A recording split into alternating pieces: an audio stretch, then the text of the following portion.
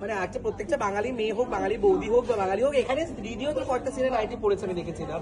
ওই যে একটা সিনে নাইটি পড়েছিল, সেই নাইটি থেকে আমি দেশ বিদেশে একটা প্রতীক ইউএসপি করে তুলতে চাইছি যে প্রত্যেকটা বাঙালির ঘরে ঘরে নাইটিটা দেশ বিদেশে ছড়িয়ে পড়ুক। রিসেন্টলি আমি মরুভূমি মানে কি বলবো প্রাণ হাতে রেখে, প্রথমত হচ্ছে এত স্ট্রিক্ট একটা দেশে মরুভূমিতে মিশনের মাঝখানে নাইটি পরে নিয়েছে, অসাধারণ ক্ষমতা। এটা নিয়ে তুমি কি আমাকে ধন্যবাদ জানাবে? সেই আমাকে ও দিদি ভালো লাগে যে তোমরা কি ধন্যবাদ জানাবে সেটা দিয়ে দাও, তাদের সময় নষ্ট করো না। ও এসে ওই ইজিপ্ট থেকে স্ট্রেট চলে এসে লিখে যে ওকে পুলিশ ধরতো, কারণ ওখানে ওকে বলেছে খুব স্ট্রিক্ট। আরে না, ওখানে যেহেতু একটু স্ট্রিক্ট মুসলিম কান্ট্রি আছে, আমি কিন্তু ও সেখানে ইয়ে করেনি, ও জামা কাপড় খুলে নাইটি পরে চলে গেছে। সেটা তো আমাকে সাহসিকতার পরিচয় দেখাতে হবে না। আমি হোটেল দিয়ে বেরিয়েছি হাফ প্যান্ট পরে, গো ব্যাক শুরু করে দিয়েছি অত্যাচার। তো আমি রিস্ক করে গিয়ে মরুভূমির মাঝখানে দেখছি কেউ নেই, খুলে নাইটি।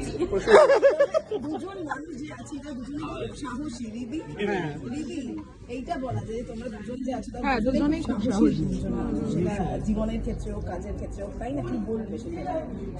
দেখাবো, আবার বলবো।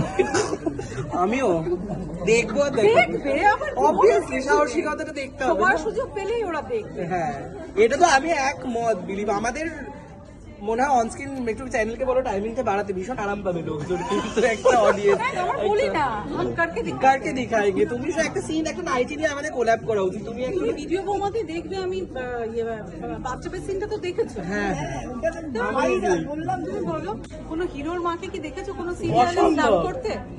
একমাত্র এখানেই হয়। হিরোর মা স্নান করছে, দুটো ছেলে কিন্তু স্নান করে হ্যাঁ, ছেলে আবার এত বড় ছেলে, দুটো বড় ছেলে ছেলে অসুবিধা নেই।